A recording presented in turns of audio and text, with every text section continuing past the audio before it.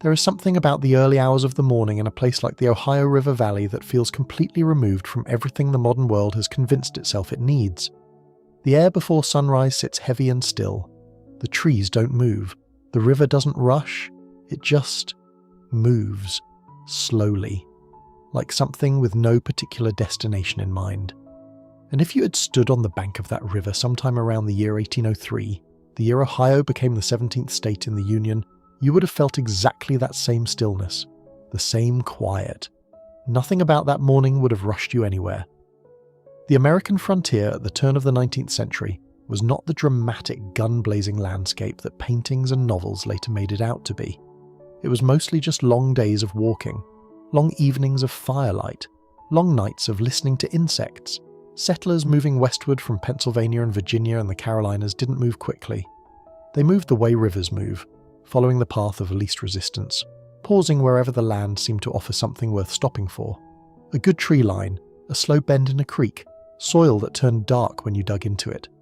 A man named Josiah Morrow, whose name appears in a handful of Ohio Land Registry documents from around 1805, travelled with his wife and 3 children from Western Virginia to what would eventually become Warren County, Ohio. He kept a record of the trip, not a dramatic one, not the kind that gets republished in history books. It was mostly a list. Miles covered each day, weather conditions, which wheel on the wagon needed attention, what the children ate for supper. It reads like the transcript of someone describing a very long, very uneventful walk, which is exactly what it was. 14 days of moving through forests and across creek beds and around hillsides that all looked more or less the same. His only comment about arriving at the land he would eventually clear and build a house on was that the soil looked promising and the creek nearby was of good size and clear. That was it. That was the whole reaction. Promising soil, a clear creek. Land surveys were one of the defining bureaucratic features of early American expansion, and they were, almost without exception, profoundly tedious to complete. The Land Ordinance of 1785 had established a system for dividing the Western Territories into townships 6 miles square, each township divided into 36 sections of 1 square mile each. Surveyors would go out into these territories with chains and compasses and stakes and spend weeks, sometimes months, drawing invisible lines across landscapes that had never been measured before. They would note the type of trees at each corner marker. They would record the quality of the soil. They would describe the topography in language that had the precision of a legal document and the excitement of a grocery list. One surveyor working in Indiana Territory around 1809 wrote in his field notes that a particular section of land was level, soil of second quality, timbered with oak and hickory, well watered by a small stream running westerly. That description, repeated in some variation thousands of times across the survey notes of that era, is not the stuff of high drama, but is the stuff of a country being quietly, methodically organised, one line at a time, one stake at a time, one notation in a water-stained field journal at a time. The postal roads that connected early American settlements were another project of remarkable patience. The first post roads in the country were little more than widened horse paths, sometimes just cleared tree lines through dense woodland. Riders on horseback would carry mail pouches through rain and mud and snow, stopping at taverns and farmhouses along the way to exchange letters and newspapers. The ride from Philadelphia to Boston in the 1780s took somewhere between 4 and 6 days depending on conditions. This was considered fast. Most communication between distant places moved at the speed of a horse, which is to say it moved at the speed of patience, the speed of waiting, the speed of understanding that information would arrive when it arrived, and not a moment sooner.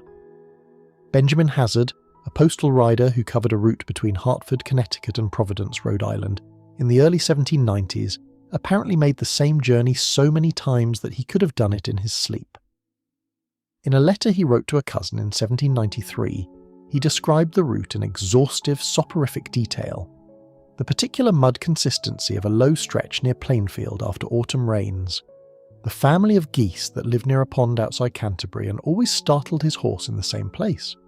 The way the road climbed slightly, almost imperceptibly, through a section of forest just west of Voluntown. He seemed genuinely fond of the repetition. The sameness of the route was to him its virtue. He knew what was coming. The road held no surprises. Canal construction in the United States reached a kind of quiet fever pitch between roughly 1815 and 1840. Before the railroad made everything faster and louder, the canal was the premier technology of long-distance movement. Goods could be floated from the interior of the country to the coast without being carried on someone's back or loaded onto a wagon. The Erie Canal, completed in 1825, ran 363 miles across upstate New York and required 8 years of digging through rock and clay and swampland. The men who dug it worked mostly with shovels and wheelbarrows. They moved slowly. Canal construction was not a spectacular process to observe.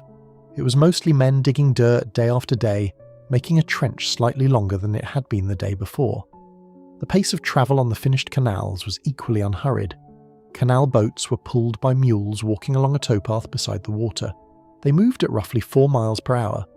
A journey from Albany to Buffalo, the full length of the Erie Canal, took about 5 days.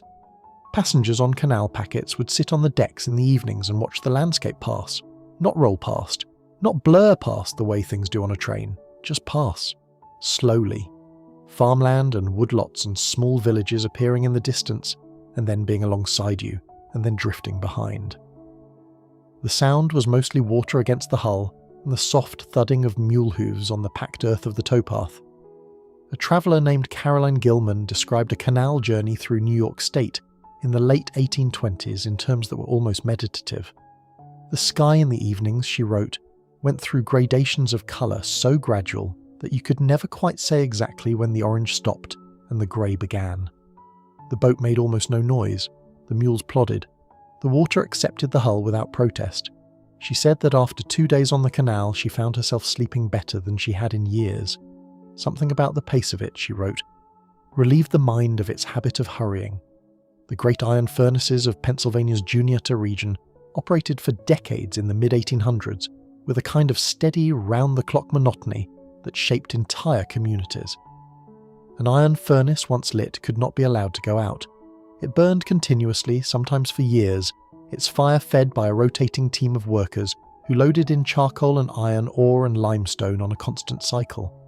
The furnace made the same sound all day and all night, a low, sustained roar with a rhythmic quality to it. Workers who lived near furnaces reportedly had a difficult time sleeping when they moved away because the silence was unfamiliar to them. They had grown so accustomed to the constant, even sound of the furnace that quiet felt wrong. Furnace towns were small and self-contained. The ironmaster lived in a large stone house near the furnace. Workers lived in rows of small stone or wood frame houses nearby. There was usually a company store, sometimes a schoolhouse, a small church. Life in a furnace town moved according to the needs of the furnace, not the calendar. Shifts rotated every 12 hours. The work was hot and repetitive. Ore was loaded, slag was tapped. Pig iron was poured into sand moulds and left to cool in long rows called pigs, because someone long ago had decided they resembled a row of piglets nursing. The cooled iron was then stacked and loaded onto wagons or canal boats. Then more ore was loaded. The cycle continued. Newspaper printing in early and mid-19th century America was a slow, physical process that required a great deal of patience and not much glory. Type was set by hand, one letter at a time, from cases of individual metal letters sorted into small compartments. A compositor would work their way through a piece of copy, picking letters out of the case and placing them into a composing stick, building words and lines and paragraphs with their hands in a way that required complete focus on the purely mechanical task and left no room at all for anything else. The work produced a kind of trance. Experienced compositors could set type with a speed that looked almost unconscious, their hands moving from case to stick to case in a steady, unhurried rhythm, while their minds emptied of everything except the next letter. Print shops smelled of ink and machine oil and metal. They were warm in winter from the presses and the stoves. The sound of a hand press was a repeating thud and pull, as each sheet of paper was pressed against the inked type and then removed. It was not a loud sound. It was a consistent sound, steady, predictable. The kind of sound that, after an hour, you stopped hearing because your mind had decided it was simply part of the silence. The reading rooms of early American libraries were spaces designed, almost by accident, for the deepest possible quiet. The Boston Athenaeum, which opened in its original form in 1807, maintained a reading room where members could consult newspapers, periodicals, and books in a space that was governed by an unspoken but absolute rule against noise. Members sat at long tables and read. Occasionally someone would turn a page. Occasionally a chair would be moved a few inches, otherwise nothing. The light came through tall windows and moved across the floor as the day passed. By late afternoon it would have gone amber and long. People would have been reading for hours. Some of them, in the warm armchairs near the windows, would have fallen gently, completely, deeply asleep.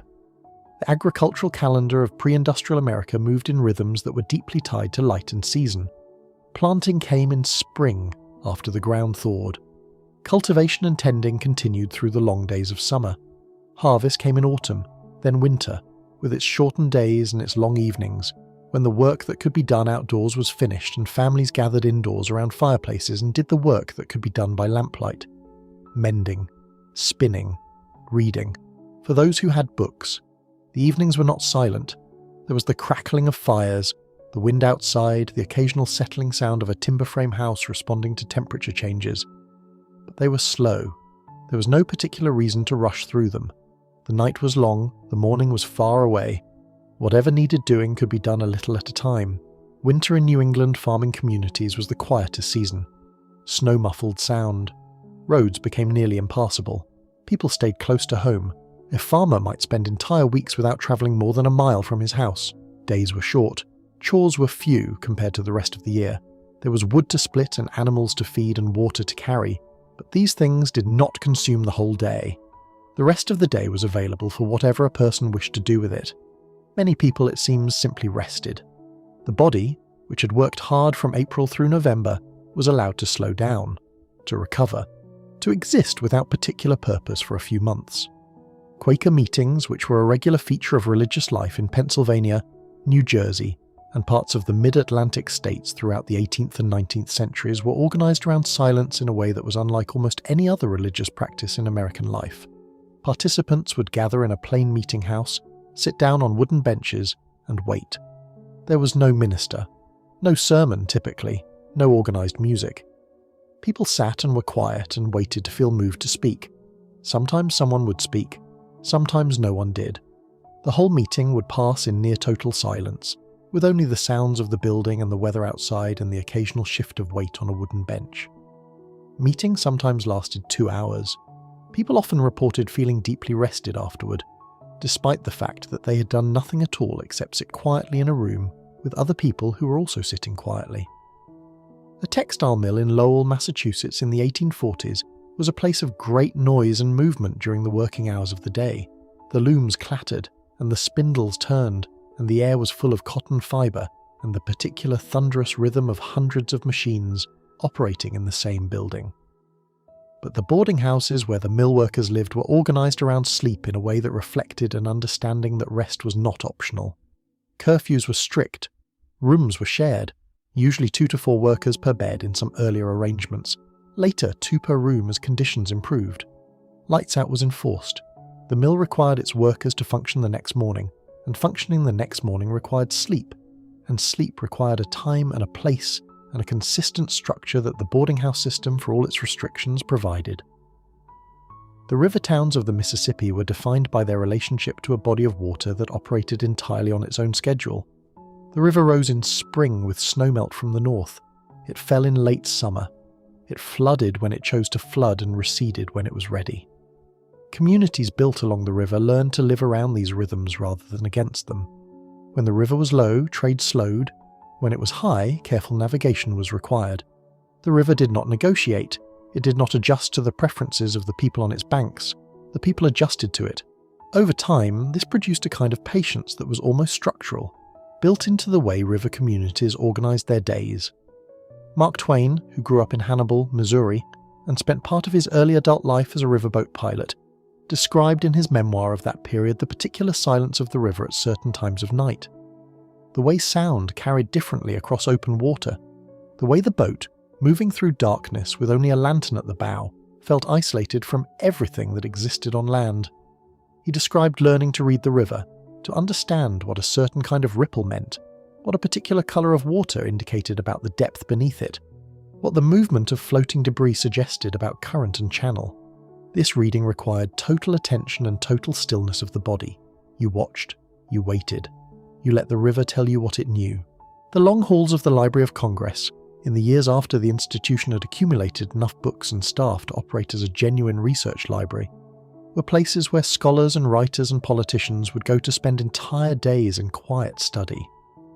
The reading rooms had high ceilings and good light, and the particular acoustic quality of spaces designed to absorb rather than amplify sound.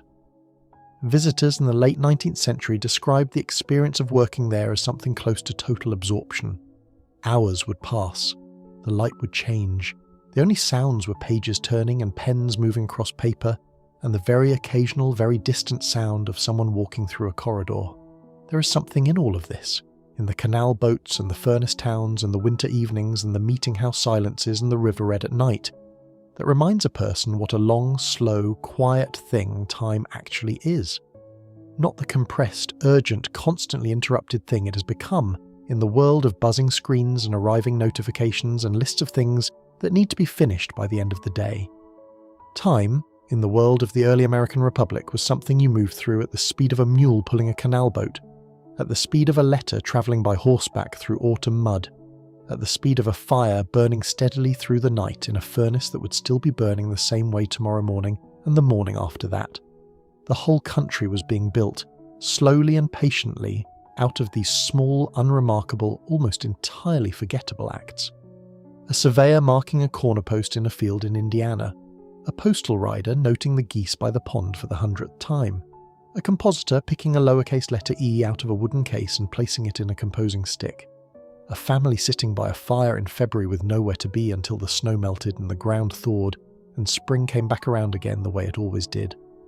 The world was large and mostly quiet and moving at a speed that the human body could follow without being left behind. And in the evenings, when the work was finished and the light was low and there was nothing left to decide until morning, people lay down and rested. Not because they had completed everything on a list, not because they had resolved everything that needed resolving, simply because it was evening, because the day was finished, because sleep was the natural end of a day lived at a natural pace, and it came easily, the way it comes to anyone who has spent their hours moving at the speed of the world rather than faster than it. The darkness was full and complete and unhurried, and somewhere out there, in the quiet of all those forgotten evenings, the country was becoming itself, one slow, ordinary night at a time,